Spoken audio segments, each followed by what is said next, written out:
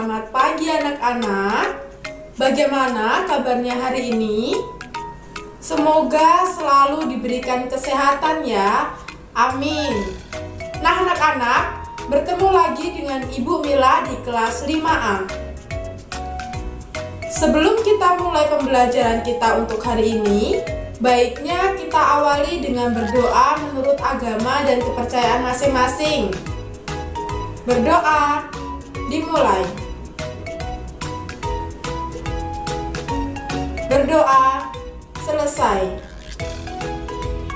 Nah anak-anak, sudah siap untuk pembelajaran kita hari ini? Jika sudah siap, ayo kita mulai pembelajaran kita untuk hari ini. Anak-anak, dalam pembelajaran hari ini kita akan belajar tema 2 tentang udara bersih bagi kesehatan, subtema 2 tentang pentingnya udara bersih bagi pernapasan, kompetensi dasar 3.2 mata pelajaran PPKN. Sebelumnya anak-anak, kita sudah belajar tentang hak, kewajiban, dan tanggung jawab kita terhadap masyarakat. Hari ini kita akan belajar tentang musyawarah. Nanti kita akan belajar apa yang dimaksud dengan musyawarah, nilai-nilainya apa saja, dan masih banyak lagi. Sekarang, silakan anak-anak perhatikan penjelasan berikut. Yang pertama, mengambil keputusan secara musyawarah. Keputusan bersama adalah suatu keputusan yang sudah ditetapkan berdasarkan pertimbangan, pemikiran, pembahasan yang matang. Keputusan bersama harus mewakili kepentingan seluruh anggotanya. Anak-anak, berikut ini nilai-nilai penting yang ada dalam pengambilan keputusan ketika kita melakukan musyawarah. Yang pertama, ada nilai kebersamaan. Nilai kebersamaan adalah pengambilan keputusan harus kita lakukan secara bersama-sama dengan duduk dalam suatu tempat yang sama dengan tujuan musyawarah, yaitu untuk kebaikan bersama. Yang kedua, ada nilai kebebasan. Bebas artinya tidak mendapat paksaan dari orang lain.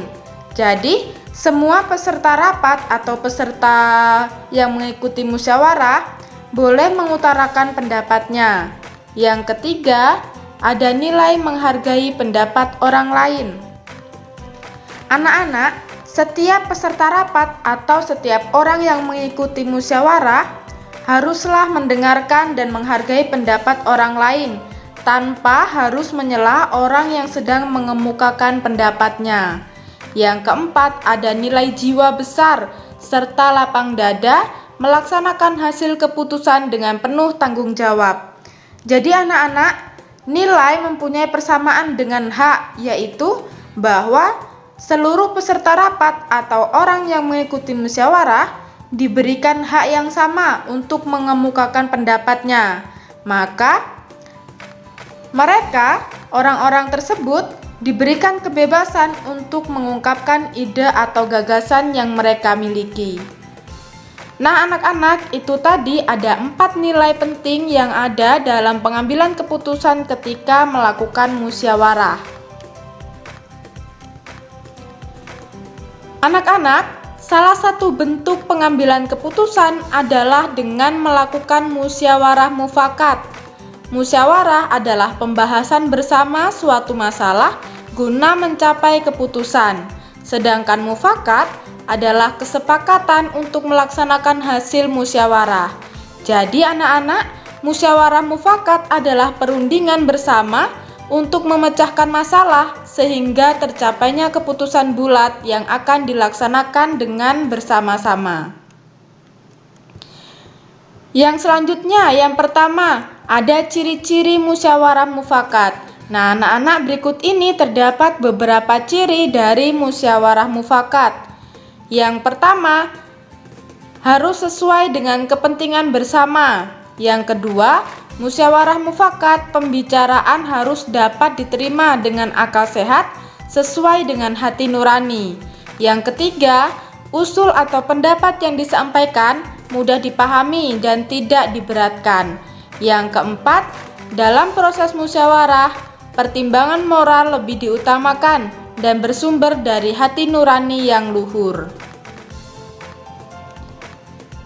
Selanjutnya yang kedua ada sikap-sikap yang harus ditunjukkan dalam musyawarah mufakat. Berikut ini beberapa sikap yang harus kita tunjukkan dalam mengikuti musyawarah mufakat. Yang pertama, kita harus menghargai pendapat orang lain. Yang kedua, kita harus mampu untuk mengendalikan diri saat mengikuti musyawarah.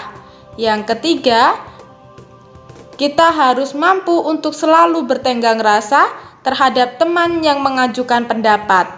Yang keempat, kita harus bijaksana terhadap pendapat teman yang berbeda.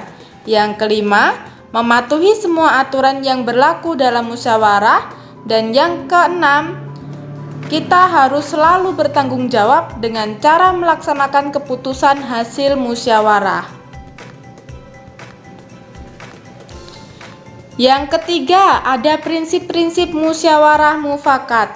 Nah, anak-anak, berikut ini beberapa prinsip-prinsip musyawarah mufakat. Yang pertama, musyawarah dilandasi dengan akal sehat dan hati nurani yang luhur. Yang kedua, musyawarah dilandasi dengan semangat kekeluargaan dan gotong royong. Yang ketiga, mengutamakan kepentingan negara dan masyarakat. Yang keempat, menghargai pendapat orang lain dan tidak melaksanakan kehendak dalam musyawarah. Yang kelima, keputusan yang diambil dapat dipertanggungjawabkan secara moral kepada Tuhan Yang Maha Esa, menjunjung tinggi harkat dan martabat, serta nilai-nilai kebenaran dan keadilan. Dan yang keenam, melaksanakan keputusan bersama dengan dilandasi iktikad baik dan penuh rasa tanggung jawab. Yang keempat, ada tata cara dan persyaratan musyawarah. Berikut ini anak-anak beberapa tata cara atau persyaratan dalam mengikuti musyawarah. Yang pertama, peserta musyawarah harus hadir sebelum musyawarah dimulai. Yang kedua, musyawarah dimulai jika peserta musyawarah telah mencapai quorum. Artinya dari quorum adalah penetapan jumlah minimum anggota yang harus hadir pada saat musyawarah. Yang ketiga, ada susunan kepanitiaan yang minimal, terdiri atas ketua, notulis, dan peserta musyawarah. Yang keempat, setiap peserta musyawarah berhak menyampaikan pendapatnya. Yang kelima, setiap peserta musyawarah harus menghargai pendapat orang lain. Dan yang keenam, pendapat yang disampaikan harus dapat diterima akal sehat, tidak untuk kepentingan pribadi atau golongan, tidak menimbulkan perpecahan, sesuai dengan norma dan tidak menyinggung perasaan orang lain. Serta musyawarah itu digunakan untuk mencapai kepentingan bersama. Yang kelima, cara mengeluarkan pendapat yang baik dalam melakukan musyawarah. Yang pertama, cara mengeluarkan pendapat yang baik itu dengan cara mengacungkan atau mengangkat tangan sebagai tanda izin supaya kita bisa berbicara. Yang kedua, kita harus berbicara setelah dipersilahkan untuk diperbolehkan kita berbicara. Yang ketiga, kalau ada orang lain yang sedang berbicara, kita harus menunggu sampai pembicaraan selesai. Yang keempat, kita harus selalu bersikap sopan. Dan yang keenam, ketika kita berbicara atau mengeluarkan pendapat, maka suara kita harus jelas sehingga orang lain yang mengikuti musyawarah dapat mendengar suara kita. Yang keenam, manfaat musyawarah mufakat. Jadi anak-anak, musyawarah mufakat itu mempunyai beberapa manfaat. Nah, berikut ini beberapa manfaat dari musyawarah mufakat yang dilakukan. Yang pertama, dengan adanya musyawarah mufakat, masalah dapat cepat terpecahkan. Yang kedua, keputusan yang diambil dalam musyawarah mufakat memiliki nilai keadilan. Yang ketiga, Hasil keputusan dari musyawarah mufakat menguntungkan semua pihak, jadi menguntungkan sesama kita, sama-sama kita untung dan juga orang lain juga untung. Yang keempat, dapat menyatukan pendapat yang berbeda. Dan yang keenam, dengan adanya musyawarah mufakat, maka akan menciptakan adanya kebersamaan kita dengan saudara-saudara kita.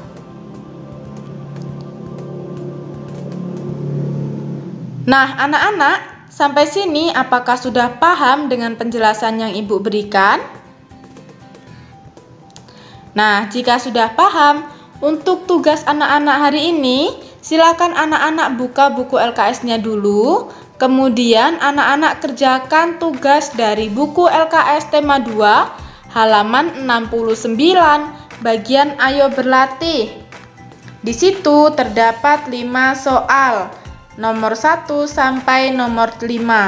Silahkan anak-anak kerjakan soal-soal tersebut dari nomor 1 sampai nomor 5. Boleh dikerjakan di buku LKS atau anak-anak boleh juga dikerjakan di buku tulis. Jika dikerjakan di buku tulis, maka soalnya harus ditulis juga ya anak-anak ya. Nanti jika kurang jelas, boleh anak-anak tanya pada Ibu melalui WA dengan chat pribadi ke WA Ibu ya. Nah anak-anak, sekian dulu pembelajaran kita untuk hari ini.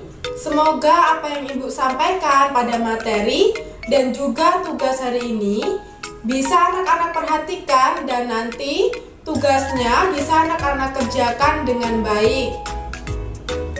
Nah anak-anak, tetap semangat dalam belajarnya dan juga jangan lupa jaga kesehatan ya. Sekian dulu pembelajaran hari ini. Sampai jumpa di pembelajaran selanjutnya. Terima kasih, Tuhan memberkati. Bye-bye.